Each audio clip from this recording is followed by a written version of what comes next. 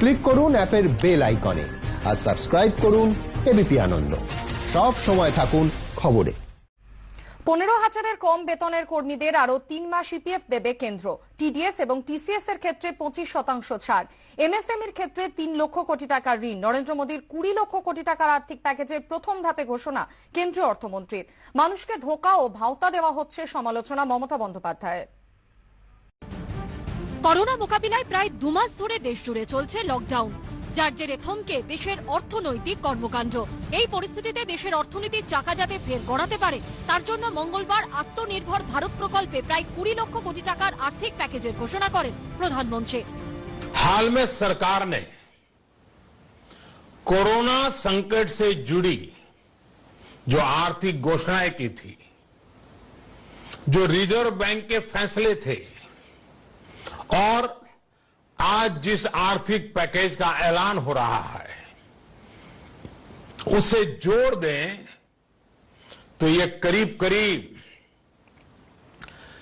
20 लाख करोड़ रुपए का है। 20 लाख करोड़ रुपए का है। ये पैकेज भारत की जीडीपी का करीब करीब 10% है। তবে এই প্যাকেজের টাকা কোন ক্ষেত্রে কতটা বরাদ্দ হবে তার কোনো হিসেব মঙ্গলবার দেননি প্রধানমন্ত্রী। বুধবার যার আংশিক রূপরেখা দিলেন কেন্দ্রীয় অর্থমন্ত্রী। 15 different measures, 6 of which pertain to the micro, small and medium enterprises. 2 relate to the Employees Provident Fund.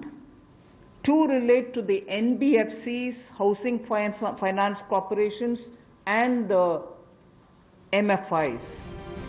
এর মধ্যে সবচেয়ে উল্লেখযোগ্য হলো ট্যাক্স কালেক্টেড অ্যাট সোর্স বা টিসিএস এবং ট্যাক্স ডিডাক্টেড অ্যাট সোর্স বা টিডিএস 25% হারে কমলো। অর্থাৎ এতদিন কারোর 100 টাকা টিসিএস বা টিডিএস কাটা গেলে এখন তা কমে হবে 75 টাকা।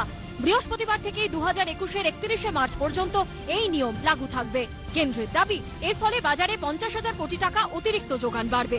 একই সঙ্গে কেন্দ্রের তরফে ট্যাক্সের ক্ষেত্রে দ্রুত রিফান্ড করে দেওয়া হবে। এছাড়াও আয়কর জমার সময়সীমা বাড়িয়ে 30শে নভেম্বর পর্যন্ত করা হয়েছে। ইনকাম ট্যাক্সের জন্য 1 মাস বাড়ালাম কি ওটার জন্য 1 মাস বাড়ালাম, that is nothing, that is obvious. লোকের রাস্তায় না বেরোলে কোথা থেকে দেবে? ব্যাংক অপারেট না করলে কোথা থেকে দেবে? সুতরাং এটা কোনো দয়া করেছে তা নয়। টিডিএস রেটটা যা 25% কমিয়েছে। টিডিএস মানে কি হয়, আমি সাপোজ কন্ট্রাক্টরি করি, আমার সরকার আমাকে 2% টাকা 1% টাকা কেটে দেবে, সেটা 25% কমে দিয়েছে, তাহলে আমার হাতে টাকাটা বেশি আসছে, সেটা একটা ভালো জিনিস। লকডাউন চলার জেরে সবচেয়ে ক্ষতিগ্রস্ত দেশের অসংগঠিত ক্ষেত্রে শ্রমিকরা। তাদের একটা বড় অংশেরই প্রভিডেন্ট ফান্ড বা পিএফ অ্যাকাউন্ট রয়েছে। সেক্ষেত্রেও গুরুত্বপূর্ণ সিদ্ধান্ত নিয়েছে কেন্দ্রীয় অর্থমন্ত্রক। ইপিএফ এর ক্ষেত্রে বেতনের 12% হারে টাকা জমা দিতে হয় কর্মচারী ও তার সংস্থাকে।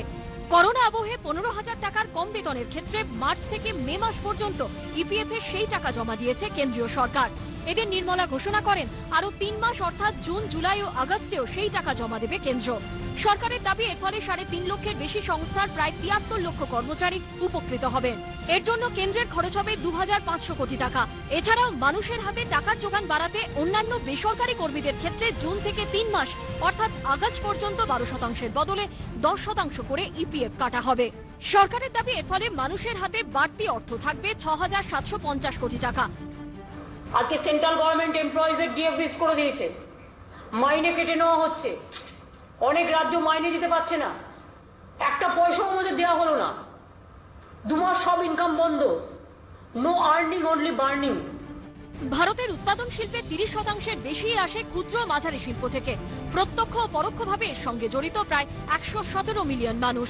লকডাউনের জেরে যাদের মাথায় হাত পড়েছিল, বুধবার সেই এমএসএমই বা ক্ষুদ্র মাঝারি শিল্পের জন্য 3 লক্ষ কোটি ঋণের ঘোষণা করেন কেন্দ্রীয় অর্থমন্ত্রী। কেন্দ্রীয় সরকারের ঘোষণা অনুযায়ী 4 বছরের এই ঋণের প্রথম বছর কোনো টাকা শোধ করতে হবে না, যার জেরে উপকৃত হবে প্রায় 45 লক্ষ সংস্থা।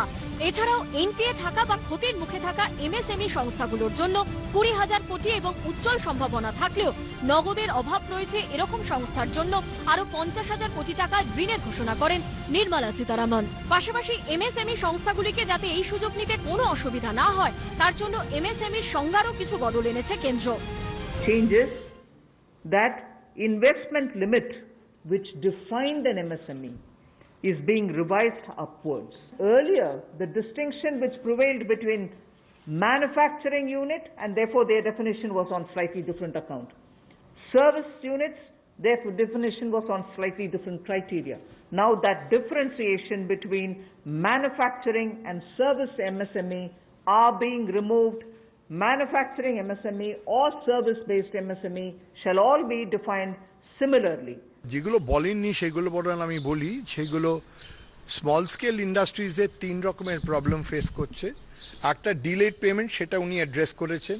এনপিএ যারা আছেন সেটা উনি অ্যাড্রেস করেছেন।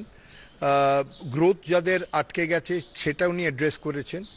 কিন্তু যারা প্রোডাকশন স্টপ করেছে বা এমপ্লয়ি ছাঁটাই হয়েছে সেই নিয়ে কিন্তু আজকের কোনো ইয়ে করেননি।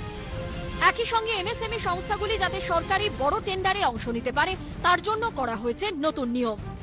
कंपटीशन में कहीं ना कहीं अनफेयरनेस जो होती थी उसमें हमारे लोकल उद्योग वो पीछे रह जाते थे।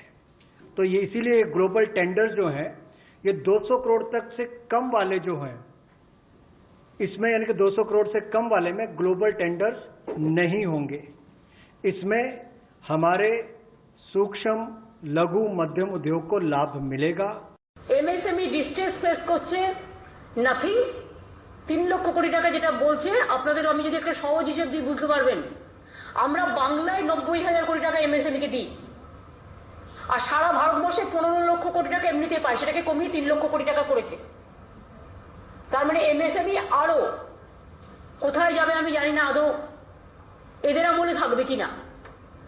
Unorganised sector nothing, MSME nothing, deterioration বরঞ্চ হয়েছে। এখন কেন্দ্রের এই প্রকল্পের টাকা সাধারণ মানুষের কাছে কিভাবে পৌঁছবে এবং যেখানে দেশের বৃদ্ধি ক্রমশ কমছে সেখানে শুধুই ঋণ দিয়ে কি সমস্যার সমাধান হবে সেই প্রশ্ন তুলছেন বিশেষজ্ঞরা। ময়ূখ ঠাকুর চক্রবর্তী ও সন্দীপ সরকারের রিপোর্ট, এবিপি আনন্দ।